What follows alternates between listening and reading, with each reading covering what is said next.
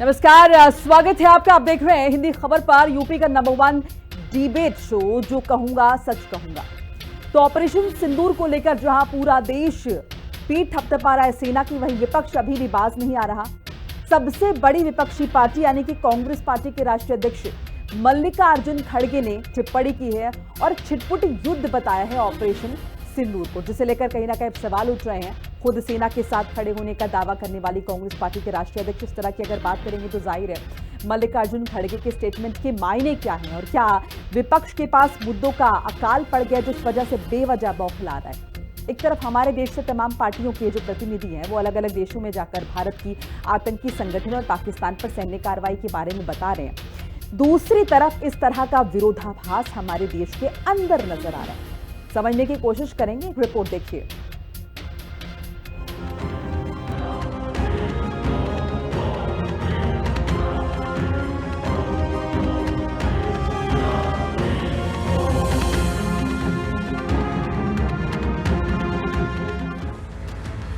विपक्ष ने ऑपरेशन सिंदूर पर सवाल उठाए। केशव बोले, सेना के शौर्य से विरोधी घबराए। कांग्रेस ने ऑपरेशन सिंदूर को छुटपुट युद्ध बताया। सियासी सूरमाओं को राजनीतिक लाभ का डर सताया। उत्तर प्रदेश के उप मुख्यमंत्री केशव प्रसाद मौर्य ने ऑपरेशन सिंदूर को लेकर कांग्रेस पार्टी और राहुल गांधी पर तीखा प्रहार किया है। उन्होंने कहा कि भारतीय सेना की आतंकवाद के खिलाफ सफलता से गांधी परिवार और कांग्रेस बुरी तरह से बौखला गई है। मौर्य ने कहा कि ऑपरेशन सिंदूर ने आतंक के अड्डों को खत्म कर पूरी दुनिया को चौंका दिया है और ये बात कांग्रेस को रास नहीं आ रही है। डिप्टी सीएम ने कहा कि कांग्रेस नेता राहुल गांधी का असली दुख ये है कि सेना ने सर्जिकल स्ट्राइक जैसी कार्रवाई कर पाकिस्तान में पल रहे आतंकवाद को कड़ा जवाब दिया और देश को कोई नुकसान नहीं होने दिया। इसी वजह से अब राहुल गांधी सरकार पर सवालों की बिना वजह बौछार कर रहे हैं ताकि पाकिस्तान को राहत मिले। उप मुख्यमंत्री केशव प्रसाद मौर्य ने कांग्रेस ही नहीं समाजवादी पार्टी को भी रडार पर लिया और कहा कि सपाइयों को भी भगवान सद्बुद्धि प्रदान करे। केशव मौर्य के पलटवार को लेकर कांग्रेस और सपा आग बबूला है। आदरणीय राहुल जी ने जो बात कही कि एस जयशंकर ने जो कहा कि हमने पहले बता दिया था आतंकवादियों हमले की बात, तो ये बताया उन्होंने, तो इसका मतलब आप क्या कि देश के साथ आप विश्वासघात कर रहे हैं या देश के लोगों को आप बेवकूफ समझ रखे हैं कि हम पहले बता दिए तो वहां कोई रहेगा छिपा रहेगा क्या? वो इसका मतलब क्या पहले से आगाह कर रहे हैं? चीजें पूरी तरीके से देश के लोगों के साथ ये धोखा हुआ है। देश के लोगों का पूरी तरीके से लोगों को भ्रमित किया गया है और देश ये जानना चाहता है कि जयशंकर जी बतावें और या मोदी जी बतावें कि क्या ये बात सही है कि उस तरीके की चीजें आपने वहां पर कही है। और निश्चित तौर से क्योंकि पाकिस्तान जिस तरीके से आज वहां पे पाकिस्तान के जिस तरीके की चीजें बोल रहा है उससे लगता है कि ये लोगों ने पहले से उनसे बात की। भारतीय जनता पार्टी के लोग सबसे ज्यादा सेना का अपमान कर रहे हैं। दूसरी तरफ तिरंगा यात्रा निकाल रहे हैं। ऑपरेशन सिंदूर में किस तरीके से देश के सैनिकों ने जवाब दिया, उसका राजनीतिक माइलेज कैसे लिया जाए, इसके लिए गली गली मोहल्ले में भारतीय जनता पार्टी के लोग तिरंगा यात्रा निकाल रहे हैं। ऑपरेशन सिंदूर की खूबियां बताकर राजनीतिक माइलेज लेना चाहते हैं। तमाम तरीके का भरसक प्रयास कर रहे हैं कि कैसे राजनीतिक लाभ लिया जाए, सेना के शौर्य को कैसे भारतीय जनता पार्टी भुना सके, उससे राजनीतिक लाभ ले सके। ये भरसक प्रयास भारतीय जनता पार्टी के लोग कर रहे हैं। दरअसल कांग्रेस के राष्ट्रीय अध्यक्ष मल्लिकार्जुन खड़गे ने ऑपरेशन सिंदूर को छुटपुट युद्ध बताया है, तो वहीं राहुल गांधी ने विदेश मंत्री एस जयशंकर के बयान को मुद्दा बनाकर सियासी तोप के गोले दागे हैं। इसे लेकर बीजेपी आक्रामक हो गई है।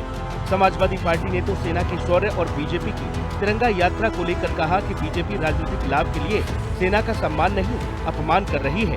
कुल मिलाकर ये कि ऑपरेशन सिंदूर ने जहां एक ओर पाकिस्तान को मिट्टी में मिलाया, तो वहीं देश के राजनेता ऑपरेशन सिंदूर को सियासी अखाड़े की मिट्टी में मिलाने पर तुले हैं। देखना होगा कि ऑपरेशन सिंदूर पर देश की राजनीति में और कितना उबाल आता है। लखनऊ से विक्रम सिंह राठौर और राहुल श्रीवास्तव के साथ ब्यूरो रिपोर्ट, हिंदी खबर। तो चलिए एक बार तारुफ करा देती हूँ। खास मेहमान हमारे साथ जुड़ चुके हैं। हमारे साथ जितेंद्र वर्मा जुड़े हैं, समाजवादी पार्टी के प्रवक्ता हैं, और साथ साथ डॉक्टर परमवीर सिंह जुड़े हैं जो कि राजनीतिक विश्लेषक है। आप दोनों का बहुत बहुत स्वागत है हिंदी खबर में। तो चलिए शुरुआत जितेंद्र जी से कर लेते। जितेंद्र जी, एक बार फिर से ऑपरेशन सिंदूर पर सवाल विपक्ष के, स्पेशली कांग्रेस पार्टी के।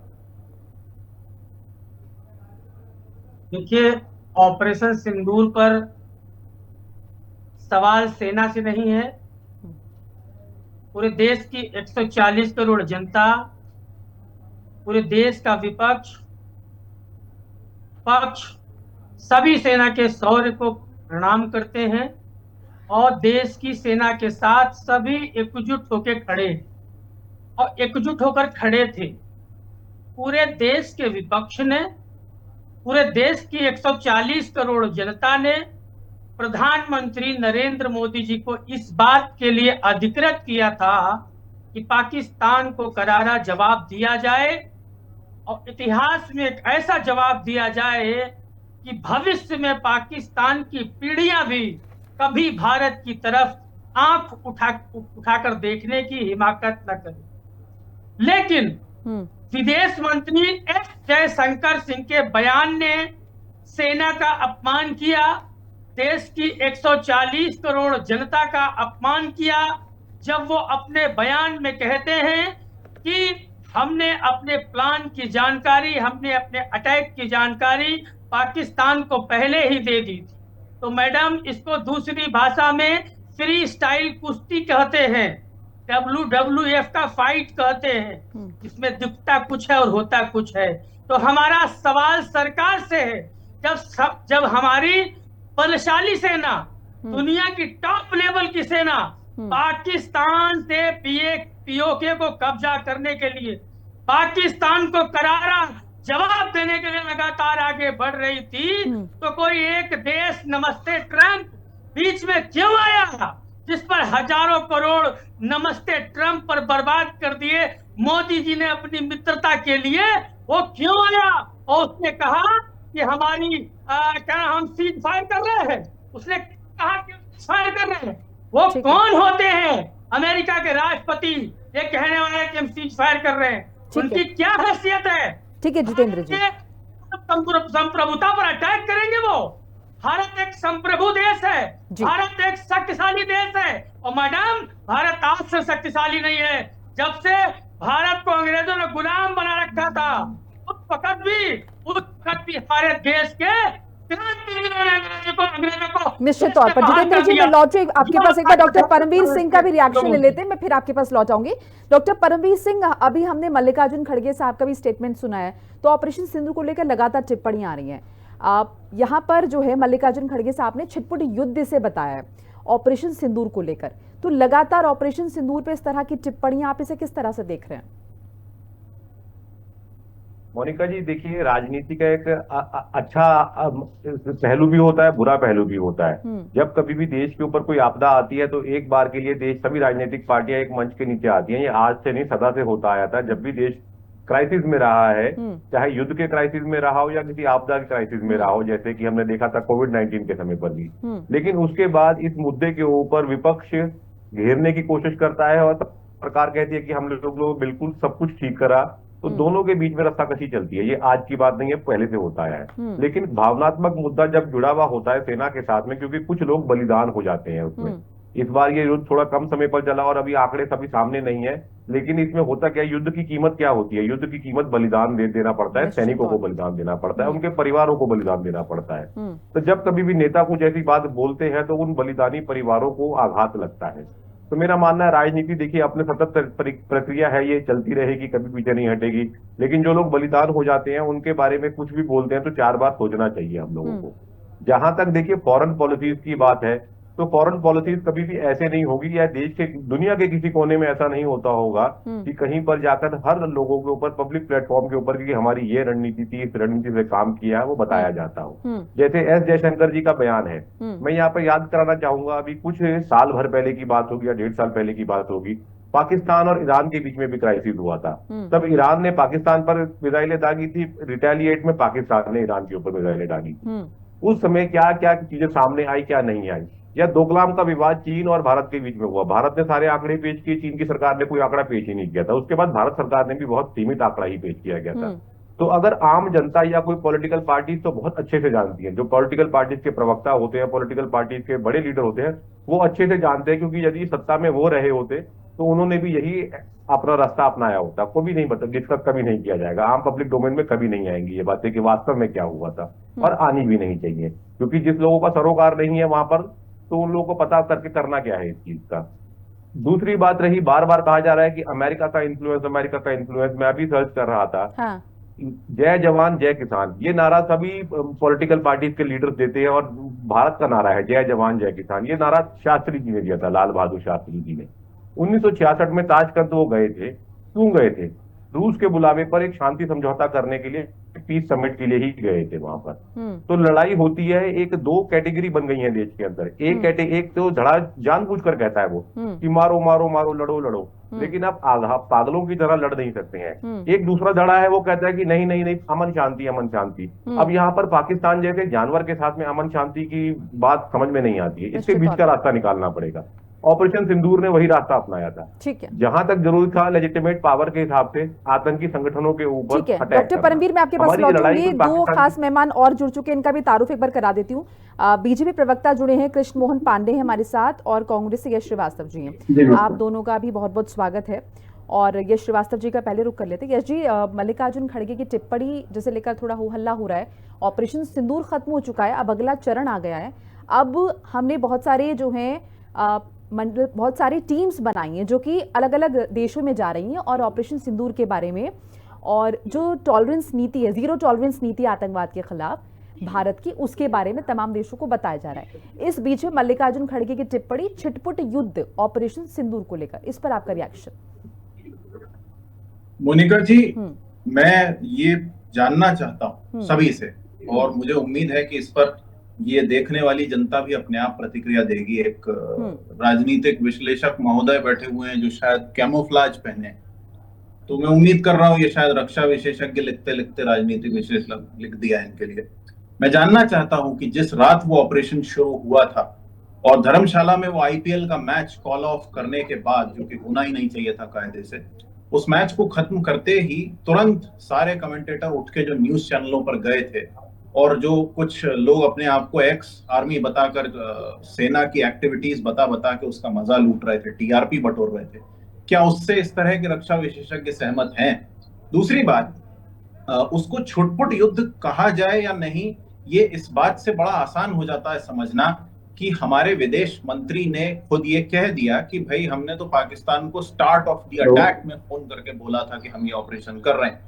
ये कभी नहीं हुआ। हाँ, इसके पहले एक आदमी ने किया था, मोरारजी देसाई, जिनको पाकिस्तान से निशाने पाकिस्तान मिला था। तो ये बीजेपी के जितने भी लोग हैं जो इस तरह की बातें कर रहे हैं, जिनका ध्यान कायदे से इस बात पर होना चाहिए कि वो जो 7-8 ग्रुप जा रहे हैं पूरी दुनिया में, वो Lithuania, Latvia, Guyana, Algeria, democratic Republic of Congo जैसे देशों में जाके कौन सा समर्थन जुटा रहे हैं? ब्राजील, अमेरिका, ये तो सब समझ में आता है, अरब देश भी समझ में आता है। इन देशों में क्यों भेजा जा रहा है? और एक इसमें से एक ग्रुप है जिसका नेतृत्व एकनाथ शिंदे कर रहे हैं। अपने खुद के शहर में कॉमेडी शो तो वो देख नहीं पाए ढंग से, वो दुनिया को जाके सेक्युलरिज्म और भारत पाक नीति। चलिए, मैं लौटूंगी आपके पास, एक बार कृष्ण मोहन पांडे जी का रिएक्शन लेते। कृष्ण मोहन पांडे जी, आपका रिएक्शन?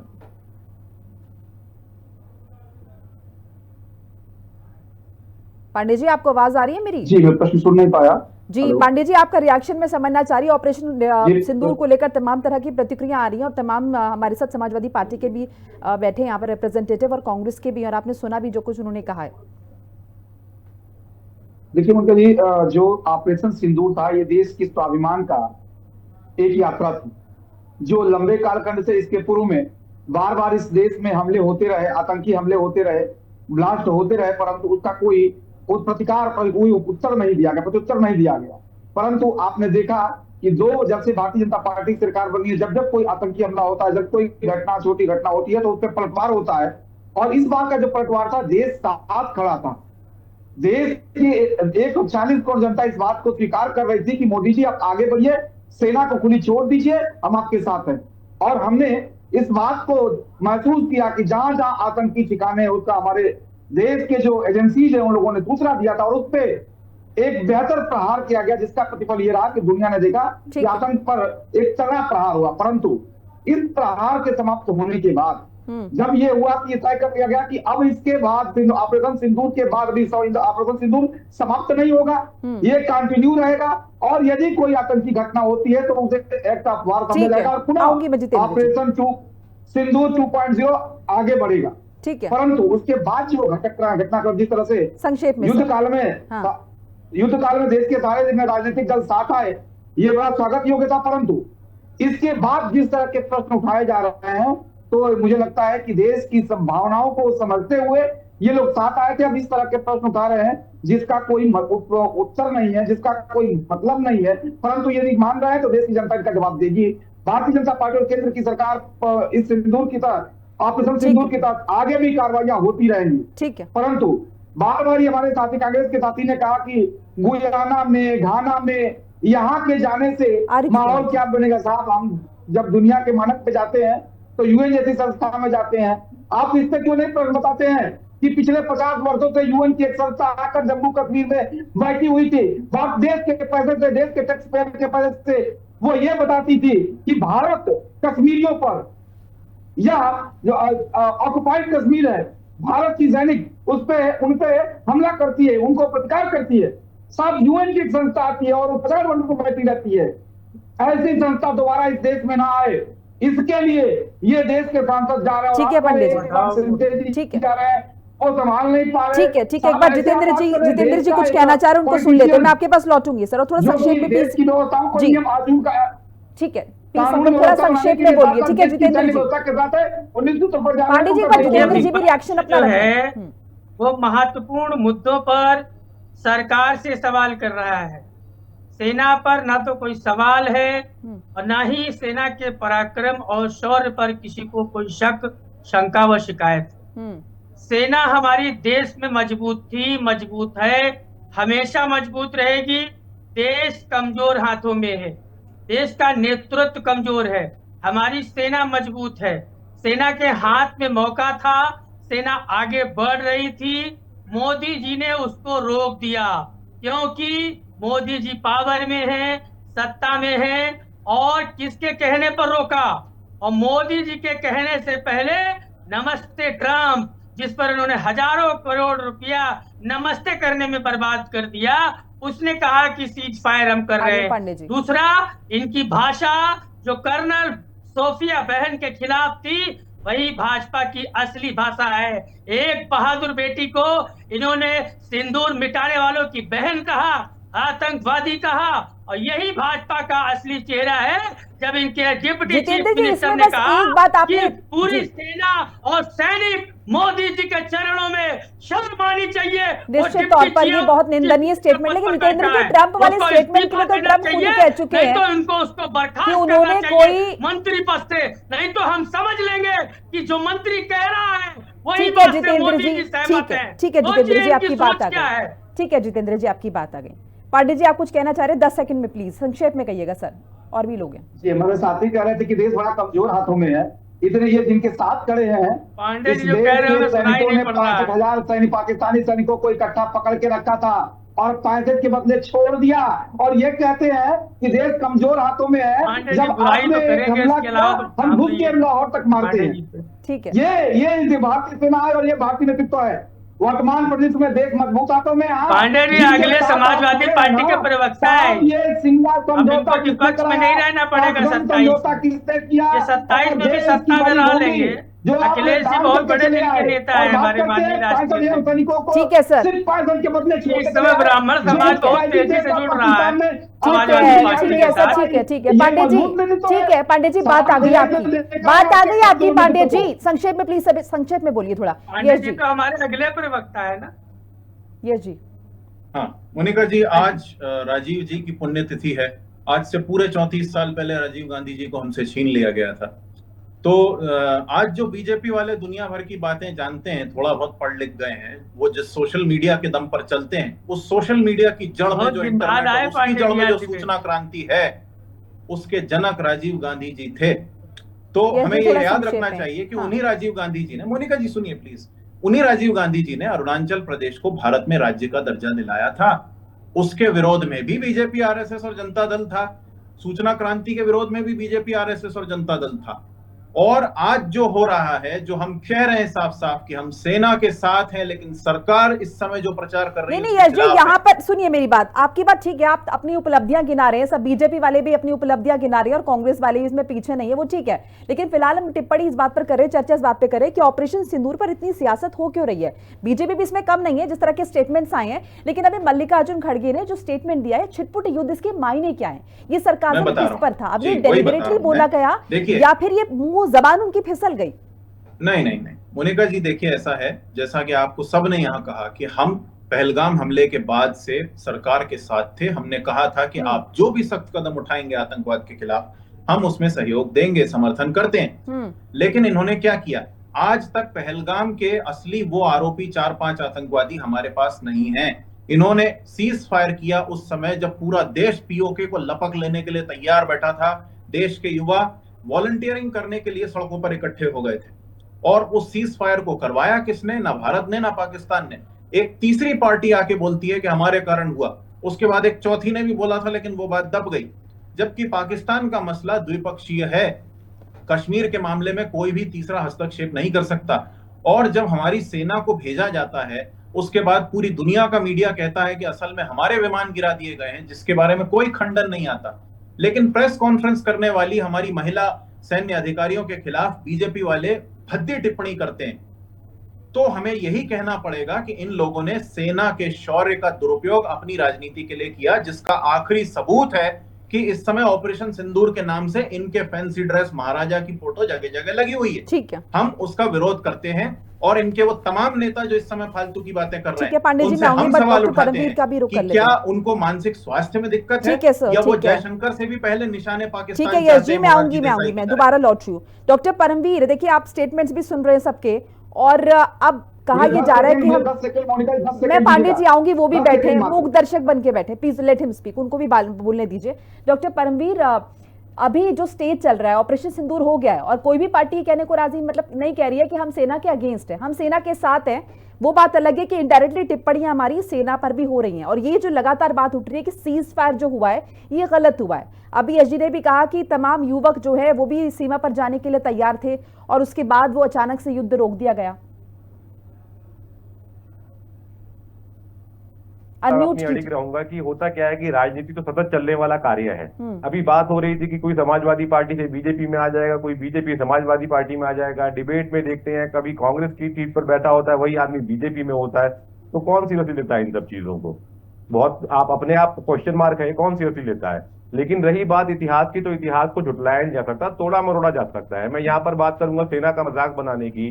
1987 में INS विराट, उसको लेकर तत्कालीन राजीव गांधी जी लक्षद्वीप छुट्टियों पर गए हुए थे। बहुत कंट्रोवर्सी हुई थी उस समय के, आप आर्काइव्स में जाएंगे, अखबारों में मिल जाती है चीजें, बहुत कंट्रोवर्सी हुई थी। बाकी रही सीज फायर की बात, देखिए अगर एक साधारण सी बात होती है कि अगर द्विपक्षीय बातचीत चल रही होती है, लेकिन बैकडोर चैनल जो बातचीत चलती है पूरी दुनिया में चल रही होती है। मैं फिर से कहूंगा, लाल बहादुर शास्त्री जी ताशकंद गए थे कि नहीं गए थे, वहां पर उनके साथ में दुर्घटना हुई, उनकी मृत्यु हो गई थी। उसके पीछे भी बहुत सारी कॉन्ट्रोवर्सीज है, उसके ये प्लेटफॉर्म नहीं है वो डिस्कस करने का। लेकिन ये एक प्रोसेस होता है कि जब दो लोगों के बीच में विवाद चल रहा होता है तो वर्ल्ड पावर आती है, क्योंकि भूलना नहीं चाहिए कि न्यूक्लियर पावर स्टेज है दोनों चीजें। फिर एक बेतुकी बात कही गई यहाँ पर कि गुआना जाकर क्या मिलने वाला है। सब गुआना जाकर वो मिलने वाला है जो चाइना अफगानिस्तान में इस समय कर रहा था। वहां पर ये एसेट्स होते हैं। हमारी मंगोलिया के साथ में कोई ट्रीटीज नहीं है, लेकिन मंगोलिया भी जा रहा है। एक आपको बता दी आपकी नॉलेज के लिए कि मंगोलिया भी ट्रिप जा रहा है, सिंगापुर भी जाएगा, सिंगापुर की अपनी फौज भी नहीं है, सिंगापुर भी जाएगा। तो केवल बातचीत क्या होता है, देखा क्या जाता है कि ऐसा लगता है कि जो बयानवीर सूरमा है उनको बैठा दिया जावे, तो ऐसा लगता है टीवी के सारे लोगों को, एमपीज को भेजने की या कांग्रेस पार्टी के बीजेपी की भेजने की क्या जरूरत है? यही टीवी से एक मंडली बनाई जाएगी, जाएगी चारों तरफ और चीजों को सॉर्ट आउट कर देगी। वास्तव में होता क्या है कि ये प्रवक्ता जैसे बैठे हुए होते हैं, कांग्रेस के वालों के स्पेशली कह रहा हूं मैं, चुनाव में कुछ होता नहीं है, यहाँ पर आकर आप लोगों का कॉम्यूफिलाइज शर्ट देखिए, आप बात बोलिए, आप अच्छी सी यही चैट जीपीटी पर ढूंढिए चीजें और उनको बोलिए, ये आधे घंटे के लिए होता है। लेकिन जो वर्ल्ड ऑर्डर है या आपकी जो डिफेंस पॉलिसीज होती हैं, ये सरकारें बनाती है, IFS तमाम बाउमत लगे आ रहे हैं। नेहरू जी के टाइम से हमारी फॉरेन पॉलिसी बनाई जा रही है, वो सतत चलने वाला कार्य है। उसके ऊपर 15 मिनट में विश्लेषण दे देना अपना और कह देना कि फोटो प्रधानमंत्री की लगी हुई है, उसके ऊपर काम चल रहा है। 1971 में उस समय जब लड़ाई चल रही थी तो कांग्रेस कैंपेन कर रहे थे चुनाव के लिए। यहाँ पर लोकल बॉडीज के चुनाव हुए थे कई राज्यों में, जितेंद्र जी कैंपेन कर रहे थे कांग्रेस उस समय। उसी समय गरीबी हटाओ का नारा दिया गया था और बहुत जोर शोर से इस नारे को पॉपुलर किया गया था, गरीबी हटाओ का। तो अगर आप कह दिया जावे तो उस समय 1971 में कैसी लड़ाई चल रही थी कि देश तो चुनावी मोड में था, और कांग्रेस ने क्या किया था, जनसंघ के लोग जो थे या कम्युनिस्ट पार्टी के जो लोग थे या सोशलिस्ट लोग जो थे, समाजवादी पार्टियों के जो फोरफादर थे, सोशलिस्ट लोग थे, उनके ऊपर निगाह रखी जा रही थी। उनको जेलों में भी डाला गया था कि उधर 71 की लड़ाई चल रही है कि क्वेश्चन ना पूछ लें कुछ।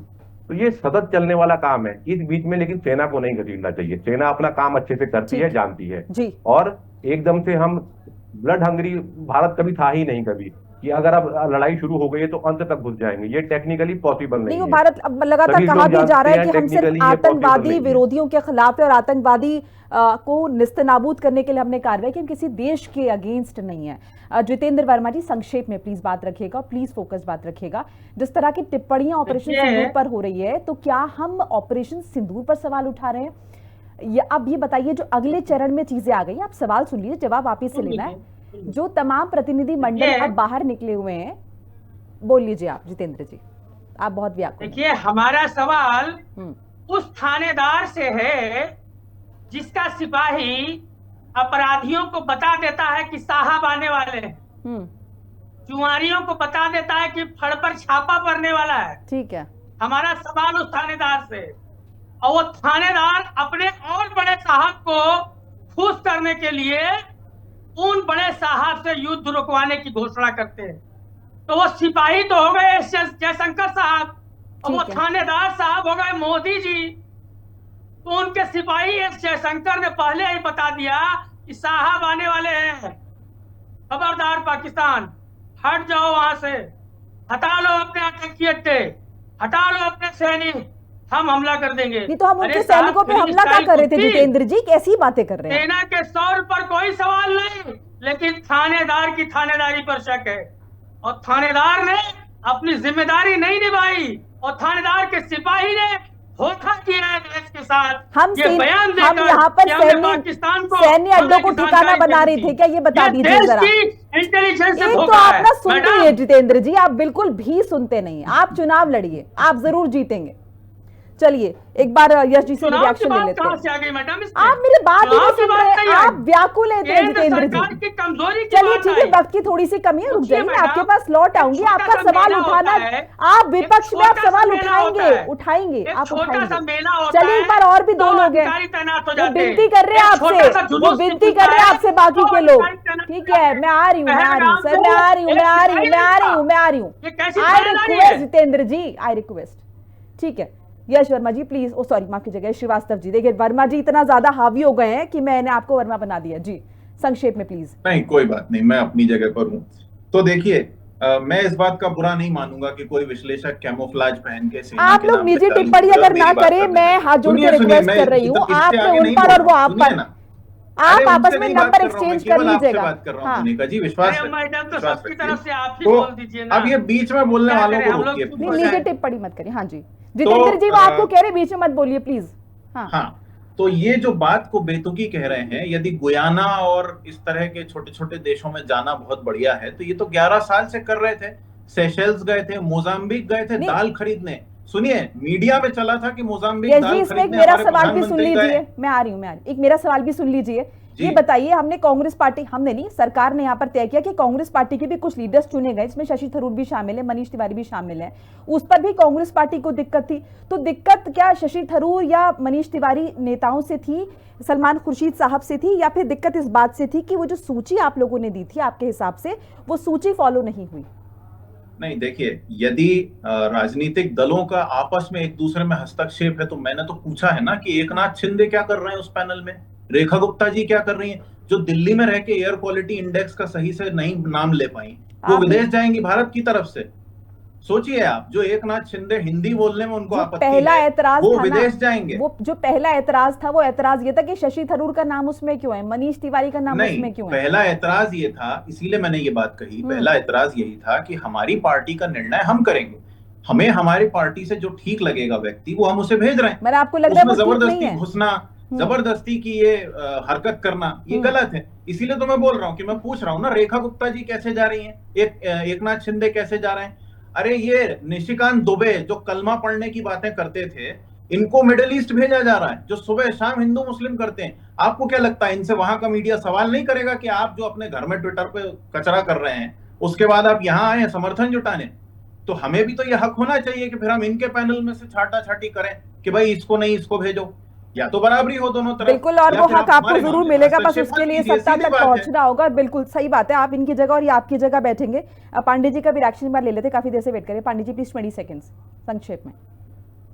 जी मोनिका जी, देखिए 2-3 बातें हैं। एक, हमारे साथी ने कहा कि अरुणाचल का विरोध किया था हमने, और वर्मा जी ने भी, दोनों का इनका भी नाम लिया उन्होंने। ये तो बात बिल्कुल गलत है, जो कि हमने तो देश को एकीकृत करने के लिए एक राष्ट्र की परिकल्पना ली थी, जिसको हम आगे बढ़ रहा। वर्मा जी तय कर लेंगे कि ये सही थे या गलत है। परंतु एक बात बताना चाहूंगा, इनके प्रधानमंत्री बोले थे कि वो तो बंजर भूमि है, वहां चाइना ले ले तो ले ले, हम क्या करेंगे। किसी संसद ने खड़ा होकर बोला था कि मेरे सर पे एक बाल नहीं है, क्या करें, सर तो कटवा दोगे। शायद ये स्टेटमेंट क्या होगा, संसद में रहा है। इन्होंने कहा पीओके क्यों नहीं ले लिया, हम तो तैयार बैठे थे। साहब आप तो, आपकी सेना, इंदिरा गांधी की सेना तो आगे तक पहुंच गई थी। ये फालतू बातें बंद कीजिए पांडे जी प्लीज, ये हो गया आपका, ये बंद कीजिए। और आपने कहा कोई ठोस बात को तो बोलिए, बेकार के लिए हम दिन में 15 बार सुनते हैं, 50 बार व्हाट्सएप पे आता है।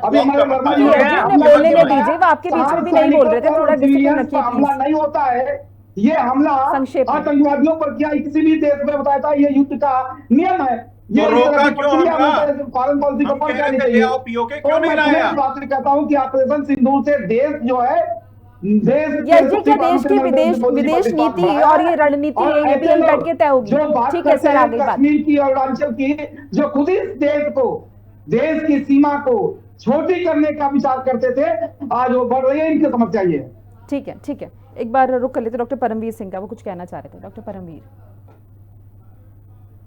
जी, देखिए मैं वही बात दोबारा, अपना जो एक बात कही जा रही है कि किन सांसदों को चुना गया, किस पार्टी से चुना गया। हाँ। ये जो इसका बेसिस रखा जाता है, ये फॉरेन मिनिस्ट्री करती है, हमारी आईएफएस की सर्विस है। उन लोगों ने देश के सांसदों में से चुना है, ना कि किसी पार्टी के सांसदों में से चुना है। जैसे क्रिकेटर टीएमसी के थे इरफान पठान, उनको पार्टी ने नहीं जाने दिया, उनकी जगह अभिषेक बनर्जी को जाने दिया। अब अगर बात की जाए, देखिए इरफान पठान को तो दुनिया भर में लोग जानते हैं, लेकिन अभिषेक बनर्जी को भारत के बाहर लोग नहीं जानते हैं। तो क्राइटेरिया जो रखा जाता है इन चीजों का, कि उसकी उस व्यक्ति की credibility as a MP of India, not as a किसी पार्टी के एमपी की तरफ से।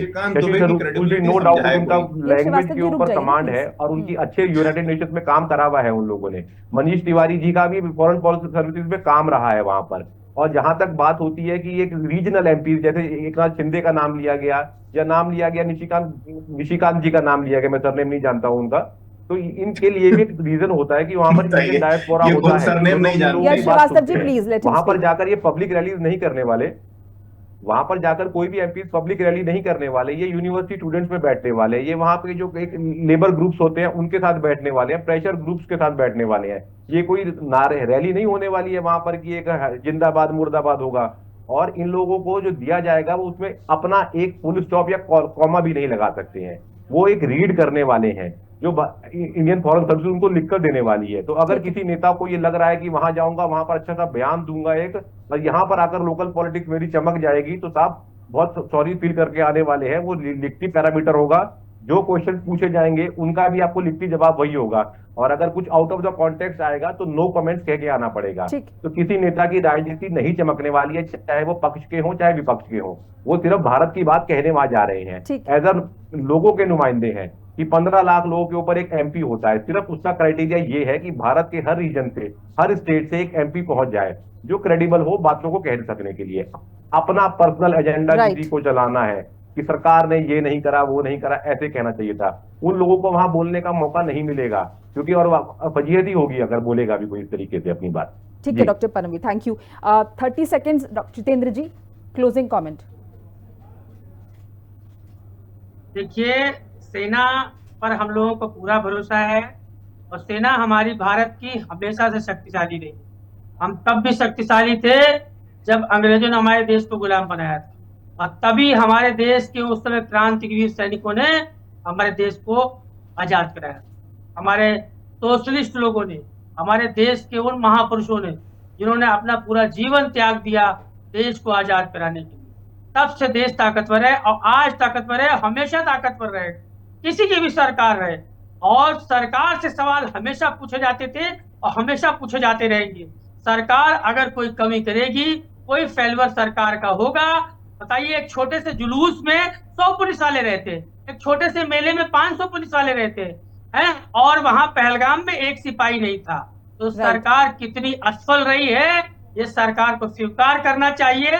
और जो सीज फायर का युद्ध का नहीं, सीज का ये जो मना रहे हैं जश्न, वो बेहद शर्मनाक है। सेना को पूरा पाकिस्तान जीतने देना चाहिए था, पूरा पीओ को छीनने देना चाहिए था, और तब जश्न मनाते। और जश्न ऐसा कि तिरंगे से पसीना पोंछ रहे हैं, तिरंगे से नाक पोंछ रहे हैं, तिरंगे को सड़क पर छोड़ दे रहे हैं। यार, सेना का अपमान कर रहे हो आप लोग, सेना का तो अपमान कर रहे हो, तिरंगे का भी अपमान कर रहे हो। तो हम ऐसी राजनीति से सहमत नहीं है मोदी जी की। और मोदी जी की जो कमियां हैं और जो भारत सरकार की कमियां हैं, वो देश की जनता के सामने विपक्ष के द्वारा रखा जाए। ठीक है, हमारा फर्ज है। ठीक है, ठीक है। यश श्रीवास्तव जी, 30 सेकंड्स। जी, देखिए, जितेंद्र वर्मा जी ने जो कुछ कहा उससे मैं सहमत हूं। साथ ही मैं ये भी जोड़ दूं कि सेना की वर्दी किसी के भी प्रचार का माध्यम नहीं बन सकती, वो गलत है। और हमारे मूल प्रश्न यही है कि उन आतंकवादियों का क्या हुआ, सीज फायर किन शर्तों पर हुआ, आज हमारी स्थिति क्या है विश्व डिप्लोमेसी में, और आगे की रणनीति क्या होगी। तो बेकार की शोर मचाने से अब ये सरकार झूठ नहीं फैला सकती। हम एस जयशंकर से भी सवाल करेंगे और इस सरकार से भी इसकी पूरी सिक्योरिटी लैब्स पर सवाल जरूर करेंगे। यदि आज ये बच के निकल भी जाएं तो मॉनसून सत्र में ये नहीं बच सकते। बहुत सधा हुआ जवाब। बहरहाल पांडे जी, 30 सेकंड्स। हमारे साथी ने कहा कि वर्दी, सेना की वर्दी का प्रचार नहीं होना चाहिए। बिल्कुल नहीं होना चाहिए, और हम नहीं करते, सेना का सम्मान करते हैं। परंतु सेना के साथ दुर्गति इस देश में किन किन प्रधानमंत्रियों ने की, वो अधिकतर जो रहे हैं वो कांग्रेसी रहे। ये बताने की आवश्यकता है देश को तो नहीं, और खासतौर से डिबेट पैनल को।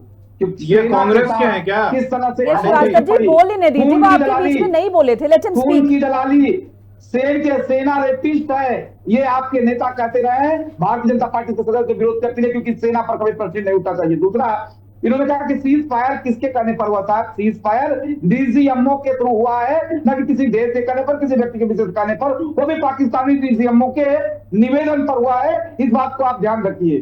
तीसरी बात, आप बार बार इस बात को आरोप लगाते हैं कि भारतीय जनता पार्टी देश की सेना के साथ। साहब, इस देश के किसी सैनिक से पूछिए कि इसके पूर्व में कश्मीर में पत्थर मारे जाते थे सेना के ऊपर, और आज वही सेना है जो घुस के मारती है। ये परिवर्तन है, ये व्यवस्थाएं हैं। दूसरी बात, देश का ये ऑपरेशन सिंदूर देश के मनोभाव को, स्वाभिमान को, संस्कार को, संगति को और सुनियोजितता को एक साथ ला करके दिखाया है कि दुनिया में विश्व मानक पे हम सिर्फ सहने के लिए नहीं पैदा हुए हैं। भारत सिर्फ सहने के लिए नहीं है, भारत प्रतिकार भी करेगा, पलट के जवाब भी देगा।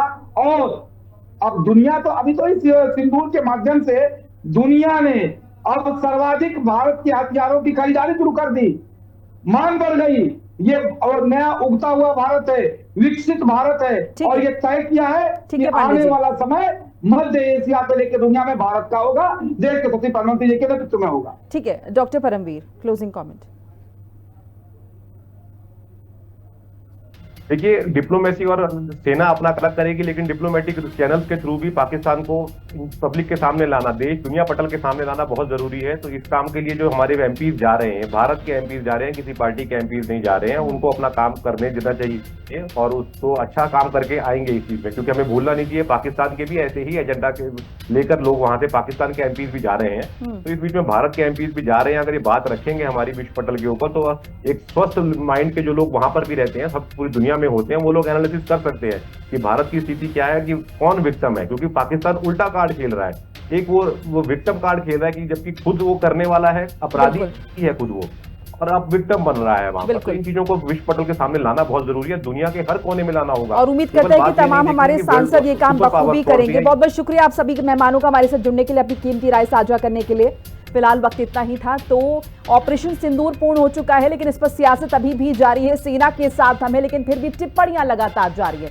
दूसरी तरफ कोशिश ये की जा रही है कि अंतर्राष्ट्रीय पटल पर तमाम भारतीय सांसद जो है वो पहुंच रहे हैं और बात ये बखूबी बता रहे हैं कि हिंदुस्तान अब किसी भी सूरत में आतंकवाद को बर्दाश्त नहीं करेगा और जो भी आतंकवाद को संरक्षण देगा उसे भी कतई बर्दाश्त नहीं करेगा। संदेश साफ है। इसी के साथ इस बुलेटिन में फिलहाल इतना। नमस्कार।